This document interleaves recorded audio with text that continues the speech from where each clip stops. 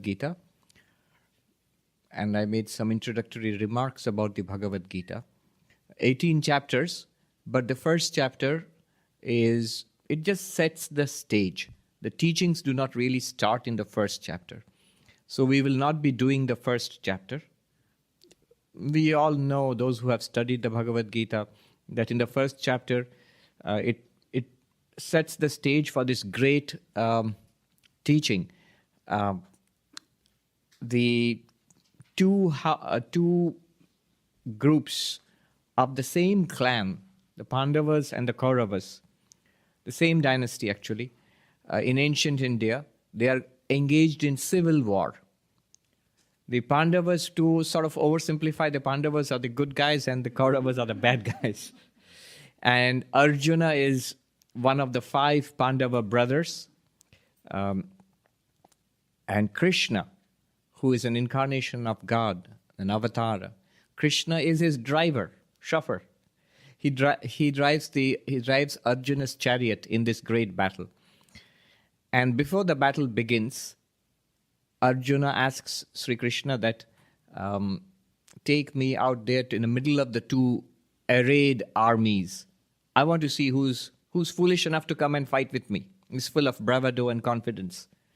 But once he goes there and he sees all his relatives, because it's a civil war, so the people they're going to fight are their own relatives, 2 factions of the same royal house.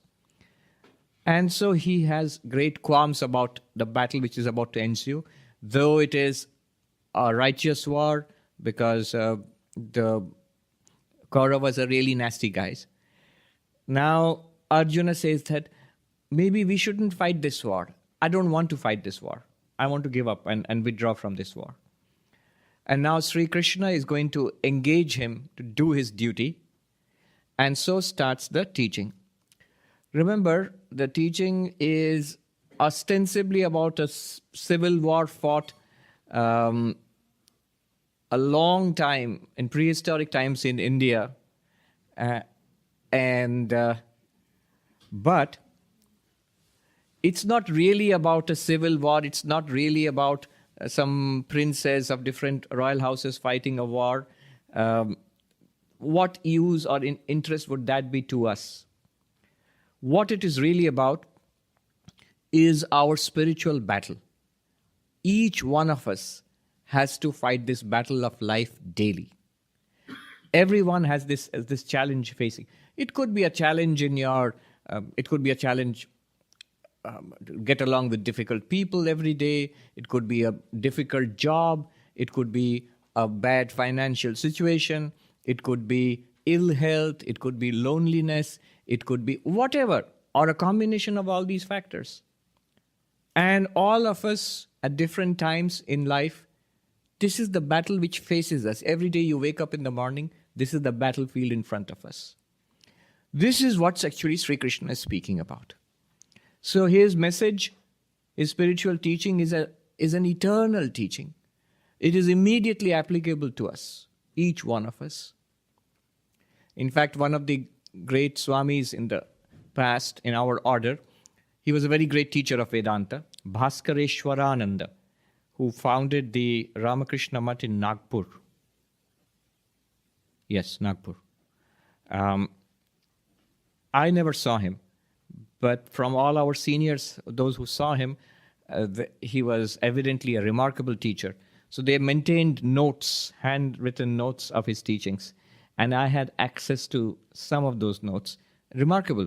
The notes of the first class on the Bhagavad Gita. He taught it many times. So on one of these cycles, the first class he gave on the Bhagavad Gita. And so this is how he starts off.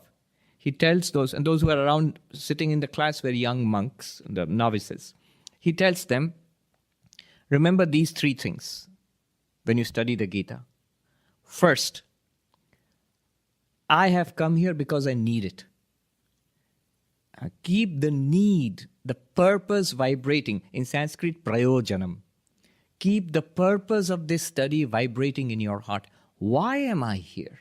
Why am I listening to the Gita? I need it. It will be of great help, strength, peace, wisdom for me. That's why I need it. That's why I'm here. So the exact words he said was, keep the prayojanam vibrating in your mind. Prayojanam is the need, the benefit, the purpose that should be vibrating in the mind when we study. Not that I'm always thinking about it, then you won't listen to what I'm saying, but it gives me the orientation, the proper orientation, why I'm studying this. The second thing keep in mind is, who is teaching? Who is the teacher? Who is the speaker here? It is Sri Krishna. It's not your philosophy professor. It's not a pandit or a scholar, not somebody who is airing his or her own particular philosophical opinion. It is an incarnation of the Lord himself who is speaking. It gives it an entirely different dimension, the way we should receive these teachings. If you would hotline to God and ask him, I wish I could talk to God. I want to know what God would say to me. Here is what God would say to you. You'd say, I've said it. Look it up in the Gita. This is what God, not to Arjuna, to me. So remember who's teaching, the second thing, the teacher. It is Sri Krishna. And the third thing is, it speaks to life. So, what does it mean to me? How do I use it in life? That's also something that we should keep in mind. The purpose, keep the need vibrating in mind. There's a place here to sit. You can come up here. Come up here. Could you just make space for him? Yeah. Who is teaching and the practical use in my life. What does it mean for me in my life? Yeah.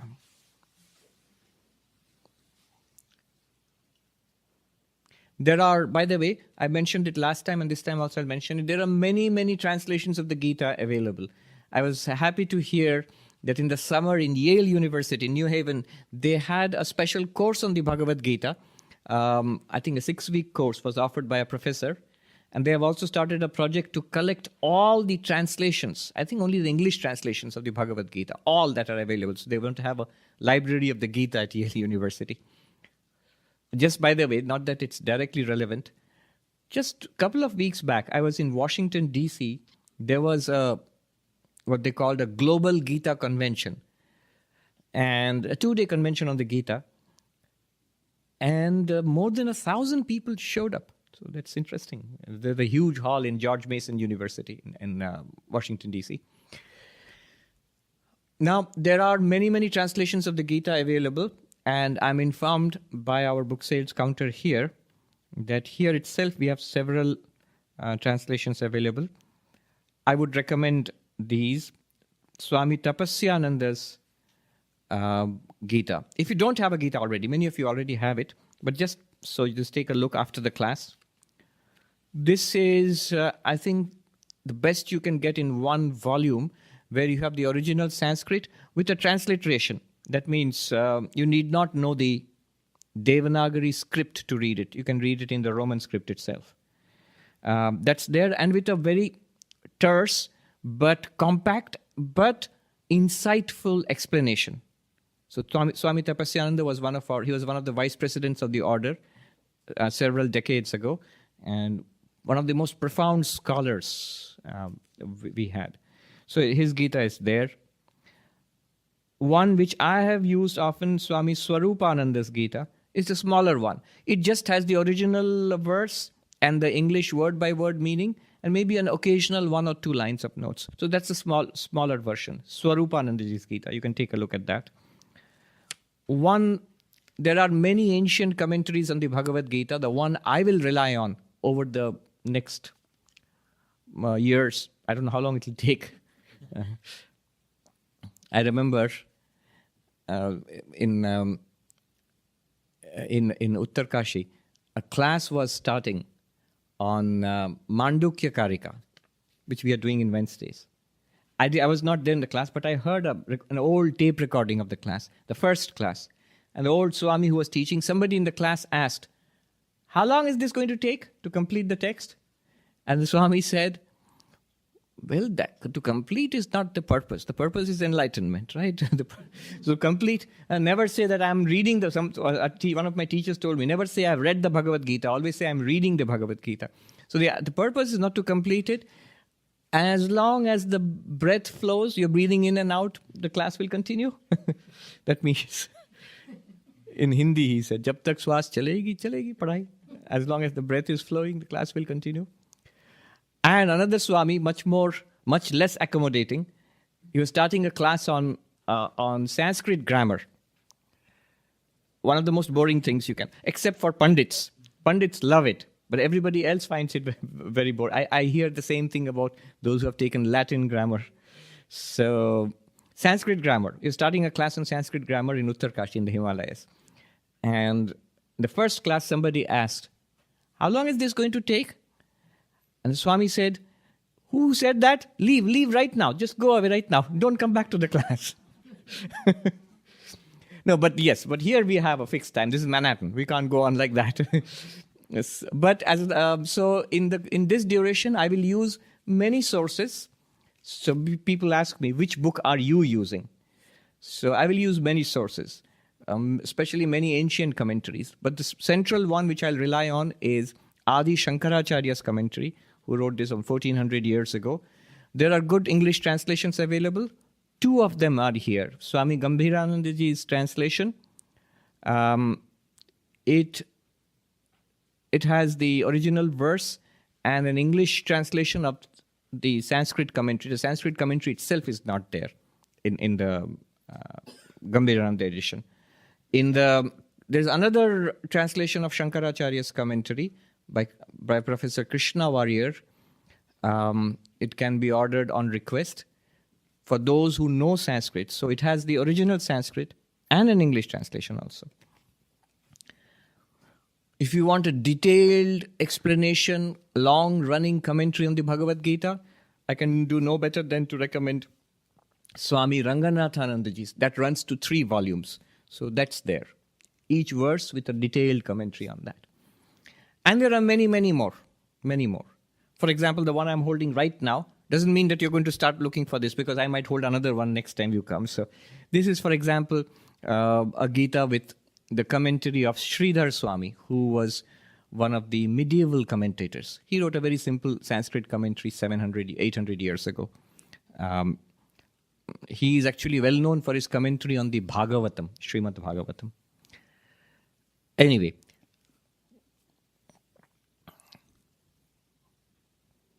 first chapter of the Bhagavad Gita, of 18 chapters, the first chapter just sets the stage. Arjuna says, for these reasons, I shall not fight the war. Though he had come there to fight the war, now he says, I won't. I want to quit. And the second chapter onwards, the teaching starts. In fact, the teaching starts with the 10th verse of the second, from the 10th verse onwards of the second chapter. So, in fact, if you look at Shankaracharya's commentary, Adi Shankaracharya's commentary, that starts with the 10th verse of the second chapter. He does not deal with the first chapter, nor with the first 10 verses of the second chapter. After the 10th verse of the second chapter, directly when Sri Krishna starts teaching, he starts his commentary. But we'll start with the second chapter itself. The first chapter, each of the chapters has a name. And each of the names ends with yoga. So, for example, second chapter is Sankhya Yoga. The first chapter is called Arjuna Vishada Yoga, the yoga of Arjuna's depression. Depression yoga is, I'm sure it's not a yoga you've heard of. You've heard of all different kinds of yoga. Remember, this yoga is, by yoga we mean here a spiritual path, not downward dog. Not the yoga postures in the asana. That's also a path, but that's the physical part of it. This is a spiritual path, and various paths of spiritual development are taught by Krishna to Arjuna. 18 chapters, each of them is called a yoga, but does not mean there are 18 yogas. There are many different teachings regarding these yogas across the chapters. But even in one sense, depression, unhappiness, it's not in itself a spiritual thing. Unhappiness in itself is not a spiritual thing. It becomes spiritual. Arjuna transforms his depression, his misery, his unhappiness, his frustration with the situation into a gateway to spirituality. Why? What he does is, he surrenders, he asks Krishna to guide him. Here I am, I'm caught in this terrible situation, I don't know what to do, I am very unhappy, please tell me what I should do. If we do that with our unhappiness, then our unhappiness is a doorway to spirituality. It will lead to spiritual growth and spiritual development. Take it to God. Ask God, I'm unhappy, it's terrible, what can I do now? So then unhappiness becomes a yoga. Arjuna, it simply means, the word itself comes from Riju, the Sanskrit term Riju. I'll be throwing around Sanskrit terms, but I'll always translate. If I do not translate, you're free to raise your hand and ask me to translate. I remember I used to teach Vedanta in Hollywood in a class, in a small group, in the library there. And there's this gentleman who was a very interesting person. He was totally innocent of Sanskrit. He would sit at the back and he would wildly wave his hands. And I would know that's a flag that I'm giving too much Sanskrit. So I would stop and translate. So Arjuna, the word is related to the Sanskrit Riju, which means straightforward, simple, straightforward. Sri Ramakrishna says, if a person is simple, straightforward, that is a very good spiritual sign. Such persons, you will know that simplicity is a sign that it is the last birth. He has said that. Sharalata means the word, very interesting. The word in Bengali or in Sanskrit or Hindi, saral or sharalata, it means simplicity, it also means straight. Literally, a straight line would be sharal. So, and simplicity also. So Arjuna, the word also has the same etymological root. There is because it's the Geeta, it's set in the Mahabharata, and the Mahabharata is literally the greatest story ever told. So once in a while stories will come in, and that's good. So there's a story just preceding the war. Krishna, how did he come to be Arjuna's chariot driver? One day he was taking his the great Indian siesta, the afternoon siesta, Sri Krishna, and the two parties to the war, two sides, Arjuna representing his side, the Pandava side, and Duryodhana, the main villain, representing his side, the Kaurava. They arrived almost simultaneously to Krishna's doorstep to ask for his help in the upcoming war. Now Duryodhana is arrogant.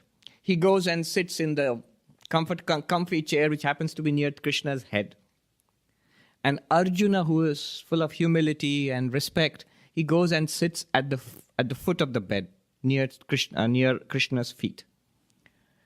Now it so happens that when Krishna wakes up, he opens his eyes, and whom does he see first? He sees Arjuna. And he says, Arjuna, wow, you are here, what do you want? Before Arjuna can say anything, Duryodhana sees that the disaster is going to happen. So he says, wait, just a minute, I'm here. And Krishna looks around. And by the way, I'm not making it up. It's in the Mahabharata itself. I was reading the original verses just yesterday. So he looks back and sees Duryodhana sitting there. And then he launches into this soliloquy. Krishna says to both of them, I do not doubt that you were here first, O Prince Duryodhana, but I also did see Arjuna first. Hence, I shall help both of you. Of course, he wants to help Arjuna.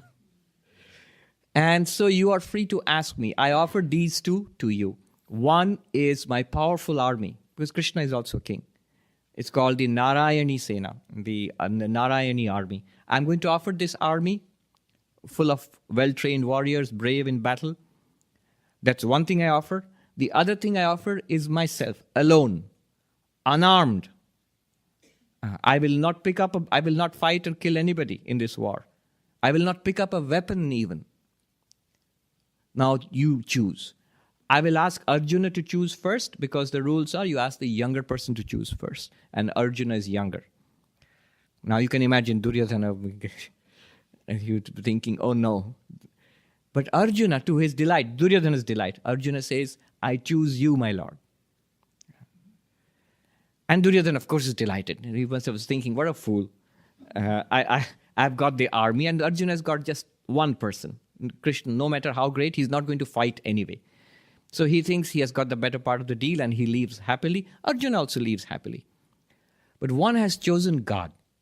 The other one has chosen the world. And we all know what happened, those who know the story of the war. Wherever, if you have God on your side, always know that you are going to succeed in every respect, especially in the one which matters most, in the spiritual respect. If you have the world on your side, it will slip away from your fingers. It always has. The very word for the world in Sanskrit, jagat, means gacchati, that which goes. Wealth goes, youth goes, power goes, fame goes, health goes. All of it goes because it is jagat, that which goes. So that's how Krishna came to be driving a chariot, Arjuna's chariot. And now Arjuna is seeming to back out of the whole deal. And he says to Krishna, I won't fight because of these reasons. So here it starts the second chapter. The second chapter is called Sankhya Yoga. Just a comment about this before we start. What does Sankhya Yoga mean? Sankhya is the name of a philosophy. But that's not what it means here. Among the 6 orthodox schools of Hindu thought, Nyaya, Vaisheshika, Sankhya, Yoga. Yoga itself is a school of philosophy. Patanjali's yoga system. And then Purva Mimamsa and Vedanta. These are the 6 orthodox schools in one way of classification. Among these 6 is the Sankhya system of philosophy of Kapila. Having said that, that's not what it means here. Here in the second chapter, Sankhya means the path of knowledge, Viveka, to discriminate between, to analyze, to see that in this world that which goes, Jagat, non-eternal world, what is real, what is eternal, what is worth having here, what is worthwhile, what is real, what is finally, what is the goal, what is the whole point of it all. The one who realizes this, to isolate the reality from the unreal, the unchanging from the changing, this is called Viveka. Another name for this is Sankhya. Viveka means to discriminate, to separate.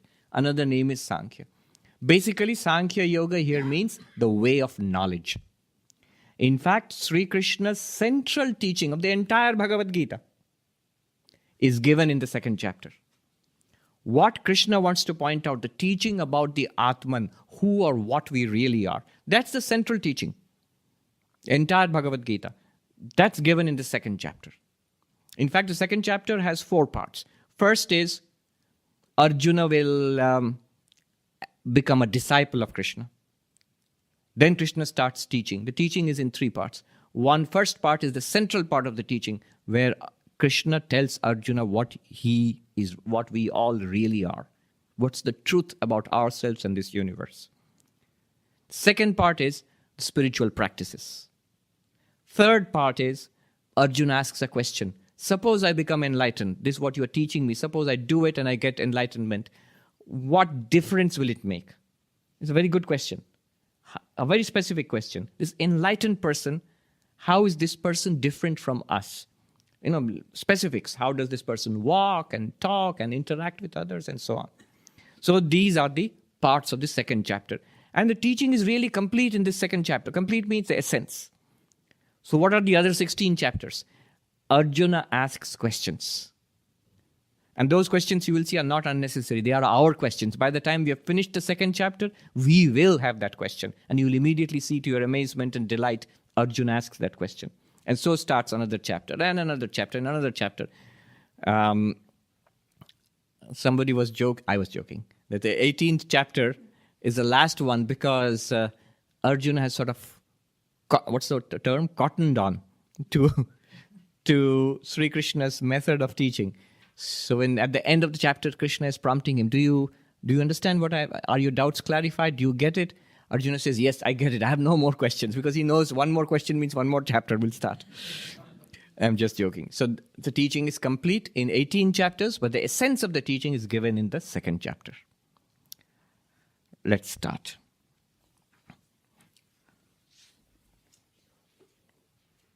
You chant along with me. Those who have the text, you can chant along. I'll chant and you chant after me. Sanjay Uvacha Tam Tata Kripaya Vishtam Tam Tata Kripaya Vishtam Ashru Purna Kulekshanam Ashru Purna Kulekshanam Vishidantam Idam Vakyam Vishidantam Idam Vakyam Uvacha Madhusudana Madhusudana. Sanjay, the one who is narrating all this is, remember, all this is like Dhritarashtra, the blind king. If you don't know who the blind king is, what's happening, don't worry. I will not explain that now, because then a lifetime won't be enough, because the Mahabharata is literally the greatest epic. So it's a long story. Anyhow, Dhritarashtra, the blind king, is sitting in his court. He wants to know what's happening on the battlefield. He is the father of the Kauravas, the bad guys. So he asks his courtier, Sanjaya, please tell me what happened. And why Sanjaya? Sanjaya has this, blessed by God, blessed by the Vyasa, the divine eye, by which he can see what's going on in the battlefield and report back live, breaking news. So he pioneered that long before, CNN and Fox and so on and so forth. So he's the one who's narrating all this. This is what happened. This is what Krishna said. This is what Arjuna said. This is what happened. So he is telling the blind king, to him means who? Arjuna, who is overcome with pity and grieving, with eyes filled with tears and agitated. Madhusudana spoke these words. Madhusudana is Krishna. One thing we have to get used to is, in those days, everybody had many names, different names. So Arjuna is referred to by different names. Arjuna is one name, the most common one, but there are others we shall come across. Krishna has many names. So Madhusudana is one of the well-known names of Krishna. It means the one who destroyed the demon Madhu. So to Arjuna, who was sorrowing, overcome with pity and unhappiness because of what was about to happen, and eyes were full of tears to such an extent that he couldn't see properly. In the first chapter, we saw how his great bow, the Gandiva, has slipped from his hand. And he sits down. He can't even stand. His knees are trembling. He sits down in sorrow. Has like a nervous breakdown. He sits down in the middle of the chariot and unhappy, not willing to continue with what he was going to do. To him, Krishna, Madhusudana Krishna, spoke these words. Idam Vakyam. One commentator says that, notice how he said these words. Instead of saying, Krishna spoke to Arjuna. Krishna spoke these words. These are literally the first words that Krishna has spoken in the Gita. And they are hammer blows. They are scolding. They are sharp words. In fact, to a person who is confused and shaky and in the midst of almost a nervous breakdown, a reality check, a sudden shock is necessary. And Krishna delivers that in the next two verses. He gives a big shock to Arjuna. You see, Arjuna, when he was saying all these things, that this is bad, we shouldn't fight this war, and let them do what they want. Let's just get away from this place. It will lead to so much destruction. People will die. All of which he had planned for and literally put together in an army. All of which was recognized universally to be his duty. Now he's saying, no, this is bad. And why it is bad, he's giving reasons. What happens is, we do not see our weakness as weakness. The mind has a trick which it plays. It disguises our weakness as strength, as righteousness. Because we always have a need to see ourselves as being in the right. And so we justify it immediately to ourselves. And but we also recognize deep down that we are doing something wrong. So we need support from others. So he trots out his reasons, and he expects Krishna to be sympathetic, to support him.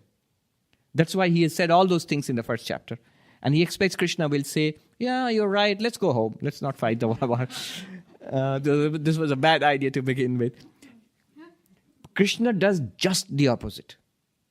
He scolds harsh words in the next word. So one of the commentators says, look at how it is emphasized.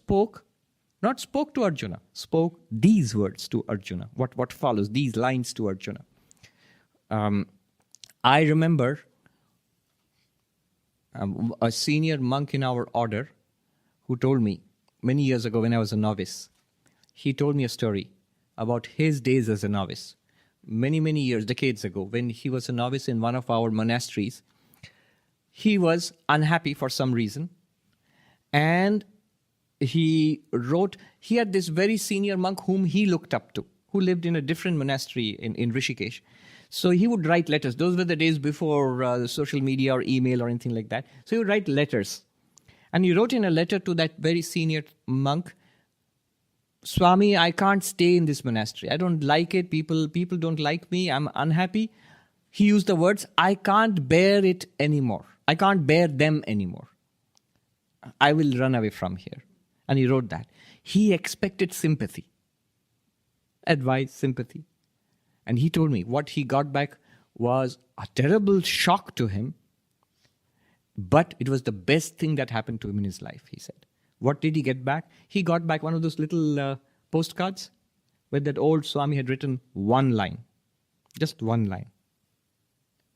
Remember, others are also putting up with you. I can't bear these people anymore. And he wrote back, remember, other people are bearing you, are putting up with you.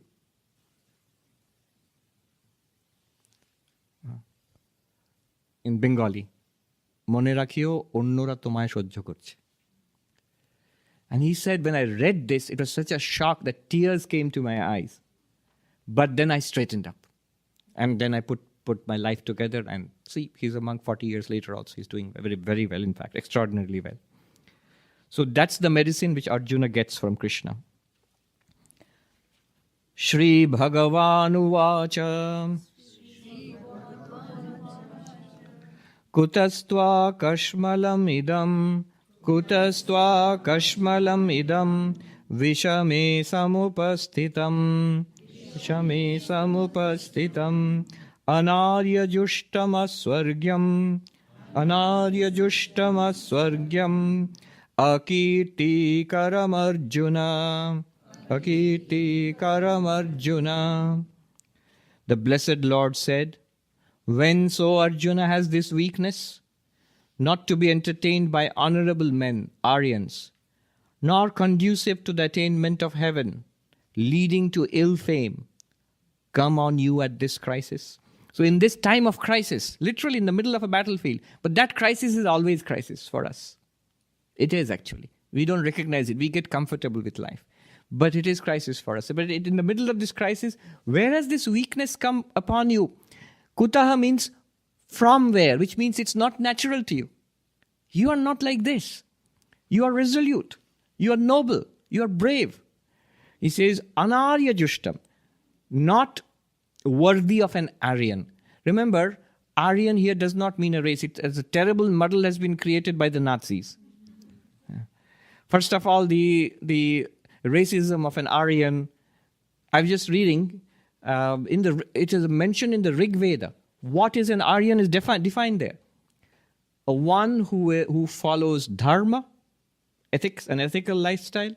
One who is enlightened in the sense of Gyani, not well-read, but in the sense of being enlightened. Not just spiritually enlightened, it just means enlightened in life. Gyani. And the one who excels in nobility. So that is an Aryan. Nothing to do with a race as such. Though the Vedic people were called Aryans, racially, but here it does not mean race. So it is noble. For a noble person, this is not right for a noble person. What this weakness you're entertaining. The Nazis, for example, most infamously, they made a horrible mess with the symbol, the swastika. The swastika is a bad word nowadays because of the Nazis, but it's a Sanskrit word, and it means, of all things, the auspicious. So they took the symbol. Luckily, they didn't use it as it is. They twisted it. So at least that's just a saving grace. But for the rest of the world, it's become a symbol of evil. But it literally means a symbol of that which is auspicious. Anyhow, anaryam. Is it almost the same? If we write it in English, it would exactly be the same. Anaryan. Anaryam. Anaryam means not Aryan, not worthy of being entertained by Aryans. This kind of weakness. And then he says, aswargyam, not worthy of, he will not take you to heaven. Akirtikaram, not conducive to your good name in this life. Three things Krishna has said. First of all, the noblest of people do the right thing, not because of anything else, but because it is the right thing. An Aryan, he says, a noble person will do something right because it is the thing to do, not because it will get him any particular advantage. So, literally it's this. Shankaracharya in his introduction to Brahma Sutra Bhashya says, Pashvadivi avisheshat, in Sanskrit. What it means is, there really is no clear distinction between animals and even the most learned of men. What does he mean by that? He says, just as, the example he gives there, Shankaracharya, just as a cow is tempted by a man holding juicy green grass in front of it, and it goes towards that man. And another man holding a stick looks at it threateningly, and the cow thinks it's going to hurt me, and it runs away. Even so, men who ought to know better, they are tempted by certain things in the world, and they are scared of other things in the world. And because of that, they do not do what is right, and we do not refrain from what is bad. Why do we do evil? It's either temptation or fear. Nobody wants to be bad. But then why do we? Because we know, when we know something is wrong, and yet we go ahead and do it, it's because we have been tempted, or we have been forced by fear. Something is there, either fear or temptation. And so the noble person, the Aryan, is one who is not tempted into doing wrong things, or nor is scared away from doing the right thing. So that is one. And one step below this is a person who is a good person, a religious person, who would like to be a good person so that he can go to heaven after death. Aswargyam. Do the right thing so that you are rewarded with heaven after death. That was the motivation for the Vedic people at that time. That follow Dharma, you will go to heaven after death. Follow Adharma, you will be punished after death. So this is a second. This is actually one step down. The noblest of people do things because it's right, not because it will take them to heaven. But suppose that does not motivate you. Now here is the second thing, that if you do not do this duty, this is not conducive to your attainment of heaven after death. If that also does not motivate you, who knows if there is heaven or not, who cares? Then if that does not motivate you, the third thing he says, it is not conducive to your good name, to your reputation in this world itself, in this life. Immediately you'll be subjected to calumny that you are a coward, you did not do your duty, they have a word for it. Here we have a right appropriate word, loser, they will say. So they'll call you a loser. So three, Anaryam,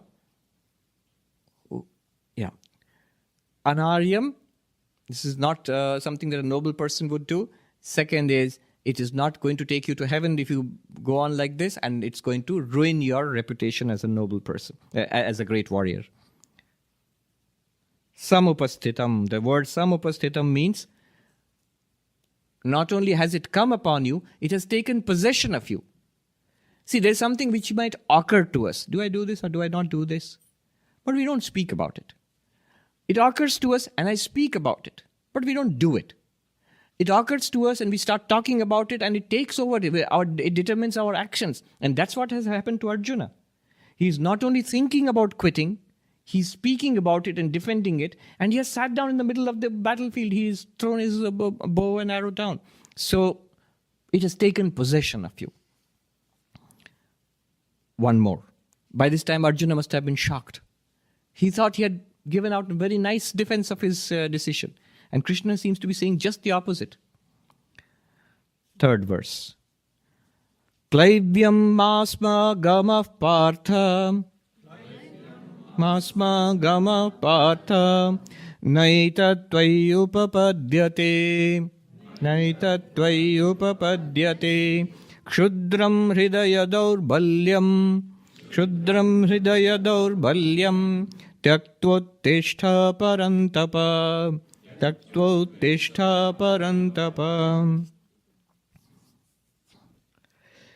So, O Partha, yield not to unmanliness, it is not worthy of you. Shaking of this mean faint-heartedness, arise, O scorcher of foes. Krishna says to Arjuna, a new name, Partha. This comes from Pritha. His mother is Kunti. Arjuna's mother is Kunti, the queen, and one of her names is Pritha, daughter of Prithu. So Pritha. And so Partha is the son of Pritha. Another name for Arjuna is Kaunteya. Again and again Krishna uses it. It also means son of Kunti. So Partha means son of Pritha, Kaunteya means son of Kunti, and Kunti and Pritha are both the same. Now, actually I've got some numbers for you. In the whole of the Bhagavad Gita, actually Krishna uses the name Partha for Arjuna 38 times. So somebody is bothered to count. 38 times. And he uses the name Kaunteya, son of Kunti. Means the same thing. 24 times. This is not without significance. Because the names which are used, they point to something.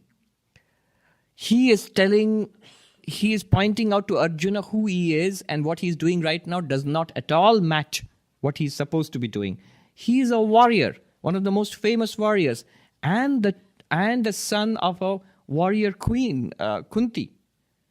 So by mentioning his mother, he points out Pritha or Kunti, points out who is. See, if you read the original Mahabharata, the original verses, beautiful. Just reading. Before the war started, Krishna asks Kunti, because they're going into the war, maybe she will never see her children again. He says to Kunti, and what, O queen, do I say to your sons who are about to plunge into this terrible storm of war? Kunti says, to my sons, O Krishna, say this, the time for which a Kshatriya, a warrior prince is born, that time is upon us. That time is upon us. That time is here, for which a warrior is born. That reminds you of those stories of the Spartans, where the Spartan mothers would say to their children that go out, to their sons, go out into this battle and return with your shield or upon it. That means, with your shield means you're standing. Upon it means they would carry the dead bodies back on the shield. Kunti says does not say to Krishna that protect my children and make sure that they come back alive. No, she says, tell them that I said, the time for which you were born, a Kshatriya, a warrior prince is born, that time is upon us. Now to the son of such a mother, he's calling him with his mother's name. Partha, O Partha. And what does he say? Klaivyam masma gama. Do not be paralyzed into inactivity. Klaivyam means neutered. Do not be paralyzed into inactivity. You are a resolute warrior. Naita tvayupapadyate. The word succeeding Partha, son of Pritha, son of such a warrior queen. Next word is, this does not befit you. You see the juxtaposition. What should you do? What do I do then? This mean faint-heartedness, this smallness, this pettiness, what Arjuna was putting forth as goodness, I'm a nice person. That he calls meanness, faint-heartedness, smallness.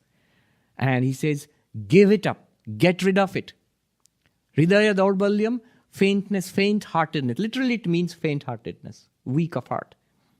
Kshudram means small, mean, petty, small. Get rid of that and rise up.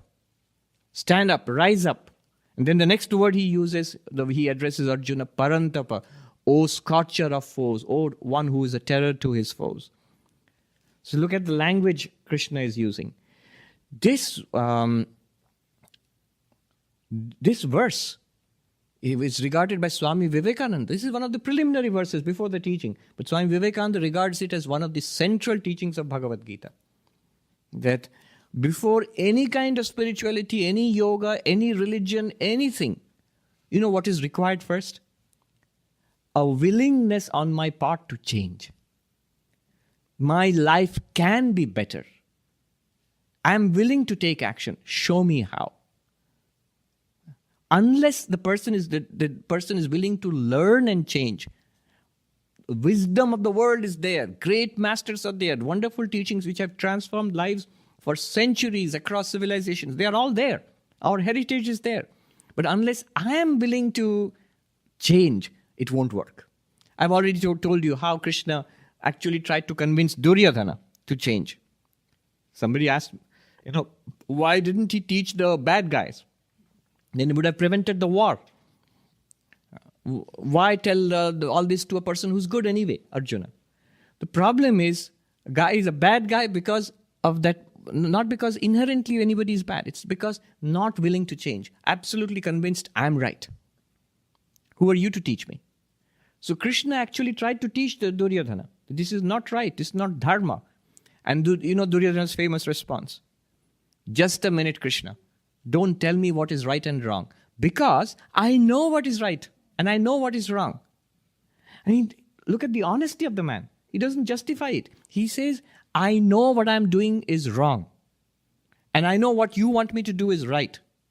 Then you say, yes, so in that case, my problem is not that. It's not that I don't know. I know. But I can't stop myself from doing what is wrong. It's either so tempting, out of anger or lust or greed. I can't stop it. And what is right, I don't feel like doing it. It's the eternal human problem. Socrates said, what is to know the good is to be good. Immediately we say, no. That's not true. Actually, Socrates is right. If the human mind and personality were in its noblest condition, what is right, the moment you know it, you would do it. But our minds are not fit. We have ruined this instrument which God has given us by dumping trash in it, by conditioning, by prejudice, by desires, by lust and greed and conditioning. So that we know what is right. Look at it. I admit I know. I can't do it. I admit this is bad. I can't stop. So there must be something wrong. Why is my intellect at war with the rest of my personality? Part of me knows this is right. The other part won't listen. So the problem is in here. It's not in the teaching. It's not in morality or religion or ethics. That's why Krishna says, you have to stand up. Shake off this meanness, this smallness. Swami Vivekananda said, the old religion said, one who does not believe in God is an atheist. The new religion says one who does not believe in himself is an atheist. Believe in himself means, I am good, I can change, I can make my life better. This is the essential, the first condition to any kind of spirituality, religion, morals, philosophy, whatever. Practically, if you want to make a change. This was said to me by a monk, again, in the Himalayas. The example he used was a very rural kind of, village kind of example, but very telling. He said, in the villages, we who have lived in villages, we know that when a farmer, when he sees a calf which is ill, If the calf is trying to get up, you can make it stand on its legs and it will recover, you know that. But if the calf which is not trying to get up, no matter how much you try to lift it up, it will come crashing down again. If the poor thing is struggling, you know you can help it. It cannot stand up on its own. The farmers know this. They know it's a very bad sign when the calf has given up. Even when you try to put it on its legs, it won't work. You can't get it on its legs. So that's exactly what is happening here. Krishna wants Arjuna to take up, to decide to change. Then Krishna can help. And this is what we must do. This faith in ourselves. I can change my life for the better. Partha, son of Pritha. Arjuna reacts. So next few verses are Arjuna's reaction. We will read it quickly because I want to start the teachings of Krishna from the next class onwards. So up to the next few verses we'll read together. Basically what Arjuna will do is he reacts with indignation. Like that Swami said when he read that one-line reply from the senior teacher that remember other people are putting up with you. His first reaction was anger and tears in his eyes. You can imagine Arjuna. He is like, haven't you heard what I was saying? How can I fight against these people? They are my teachers. All of which he was ready to do until that moment. They are my teachers, they are my relatives, and what's the use of fighting this war? I don't want a kingdom, and so on. He repeats those very quickly here. Arjuna vacha Katham bhishmam aham sankhye Katham bhishmam aham sankhye Dronam cha madhusudana Dronam cha madhusudana Ishubhi pratiyotsyami Ishubhi patiyotsyami Pujarha varisudana Pujarha varisudana. Arjuna said, O Madhusudana, how can I fight in battle with arrows? How can I shoot arrows at the revered Bhishma, our grandsire, at the revered master Drona who taught us, we learned how to shoot arrows and fight from their teacher Drona. All the princes were taught by Drona. So how can we fight against them? How can I shoot arrows at these revered persons who are worthy of respect and worship, to whom I cannot utter an impolite word? You are asking me to shoot them with arrows. Then 5th verse. Gurun hatva hi mahanubhavan Gurun hatva hi mahanubhavan Shreyo bhoktum bhaikshyam api haloke Shreyo bhoktum bhaikshyam api haloke Hatvartha kamangstu gurun ihaiva Hatvartha kamangstu gurun ihaiva Bhunjiya bhogan rudhira pradigdhan Bhunjiya bhogan rudhira pradigdhan. He actually makes a very nice case. I would be convinced. Krishna is not. He's a tough cookie. What does he say? That without killing these nobles, these elders, it's much better to live on alms. You see, if he says, how can I fight against them? Then the immediate answer to that would be, then you are done for. If you do not defeat your enemies, they are going to wipe you out.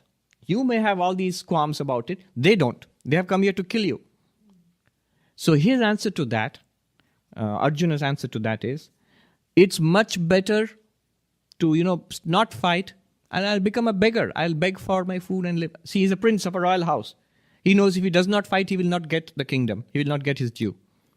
He's all right, I'll be a beggar. It's much better to live on alms in the world rather than kill these great people.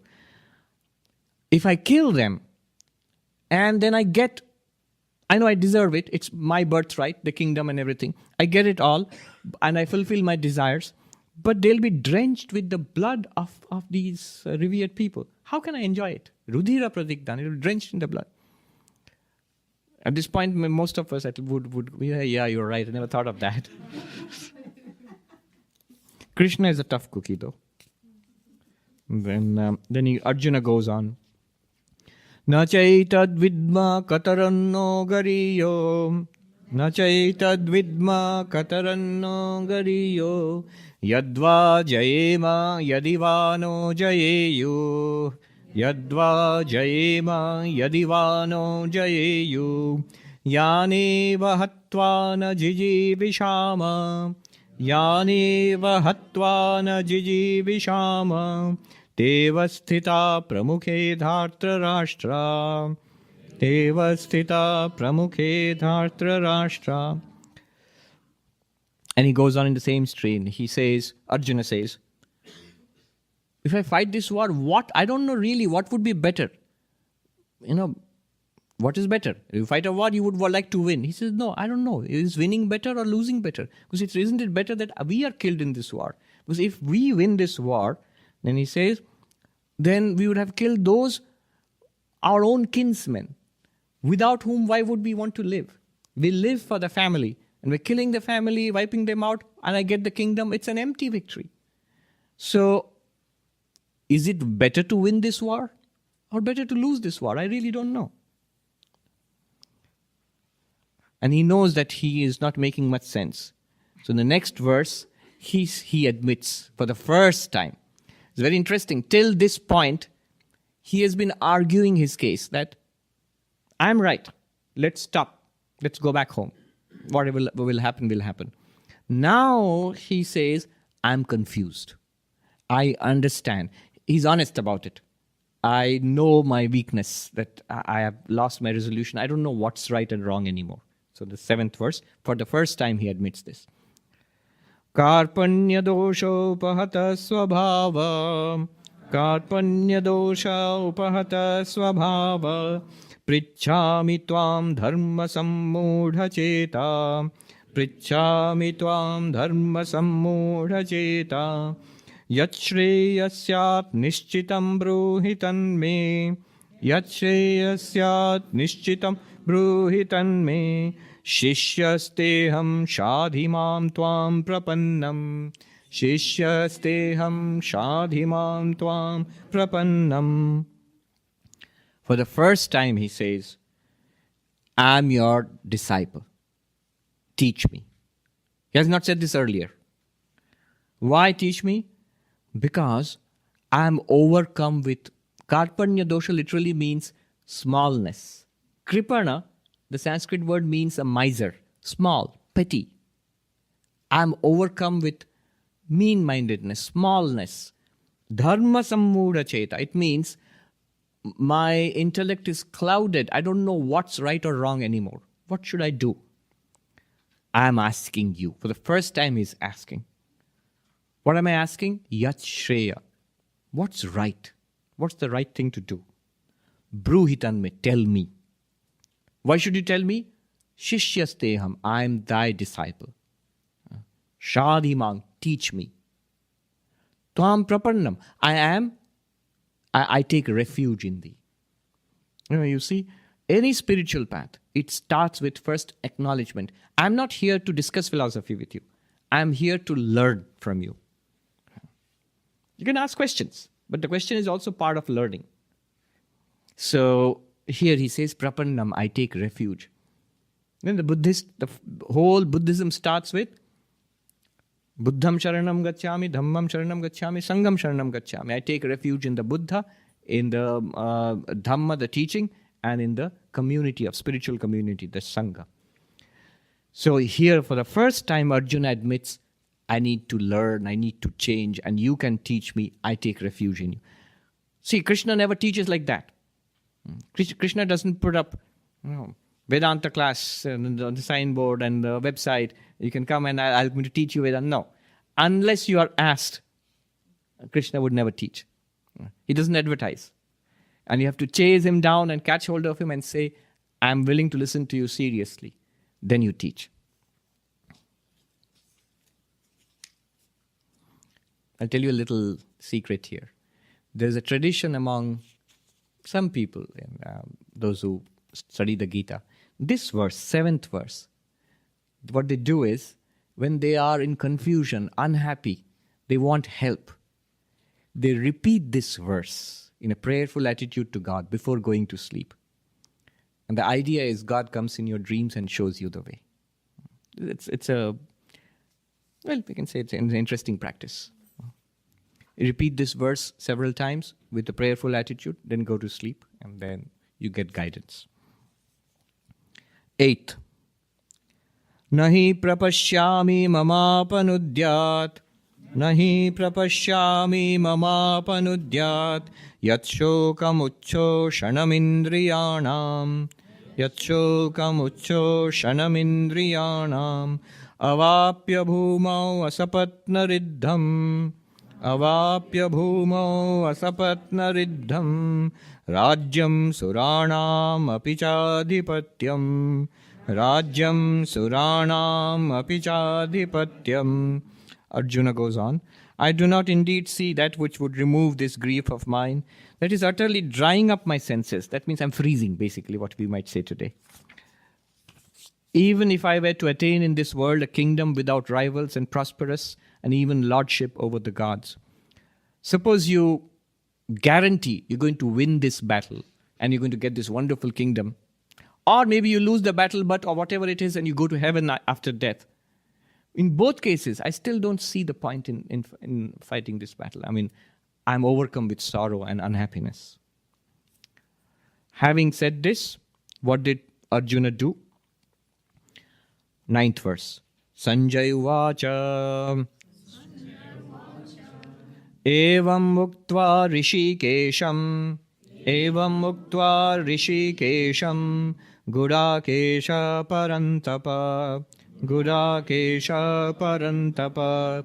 Nayotsya iti govindam. Nayotsya iti govindam.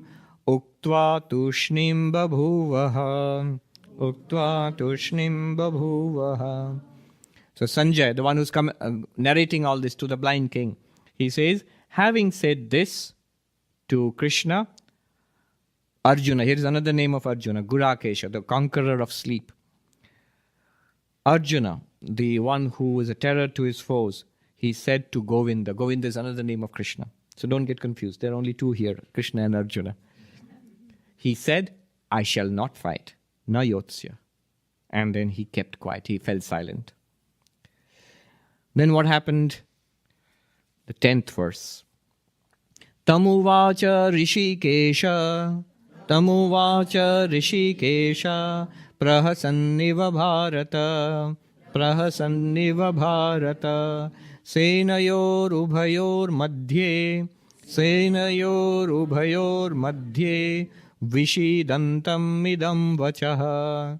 Vishidantam idam vachaha. Beautiful verse which says, O king, O king means, Sanjay is telling the blind king, O king, to the one who was sorrowing, full of sorrow, that is Arjuna, was sitting quietly in between the two assembled armies. Look at the grand setting of the teaching. It's one of the most dramatic settings possible. In between the two armies, Krishna spoke these words to Arjuna, as if smiling. Not at all tense, not at all annoyed, not at all eager, relaxed and smiling. He's supposed to be the ideal of karma yoga. Swami Vivekananda points out the icon we have of the chariot in the battlefield and Krishna holding the reins of the horses. The 5 horses symbolize the 5 sense organs, and Arjuna is the soul, the jivatma sitting there, and Krishna is the guide. Swami Vivekananda points out, notice how in all the depictions, in the midst of this tremendous action, dynamic situation, Krishna is so relaxed and smiling. Swami Vivekananda said, this is the ideal of yoga. Eternal calm in the midst of intense action. And in the midst of eternal calm, when the world is quiet and you're alone and all, mind doesn't become dull or sleepy. The mind works like a blast furnace inside. Your mind is working under control when you're thinking deeply or meditating or whatever, though outside it's all quiet and calm. And when the outside is so busy, Manhattan. I think once Swami Vivekananda gave the example of a street in New York in those days. He was here in 1894. And your mind is calm as if you're meditating in a Himalayan cave. Is that possible? Yes, it is. After this, 11th verse onwards, the teaching starts. Again, look, idam vachaha, the words, these words were spoken, emphasizing that real teaching starts now. So 11th verse onwards, we shall see what Krishna teaches, but we know the central teaching of all of Gita, all of Vedanta, this one truth which you find here, the divinity within us, the unknown, the infinitude within us is revealed by Krishna.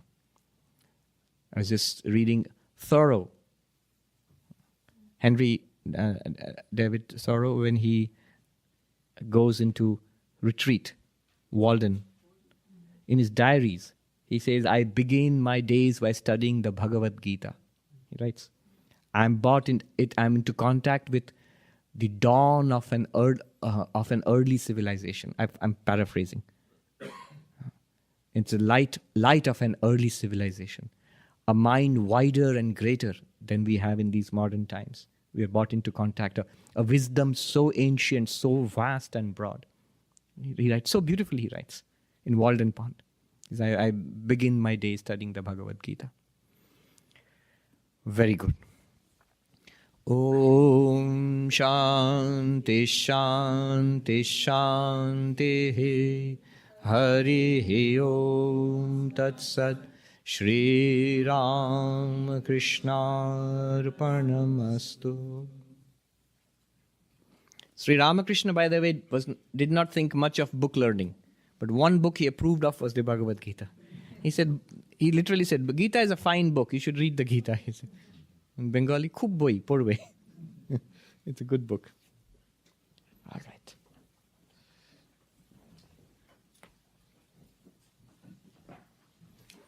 You just keep the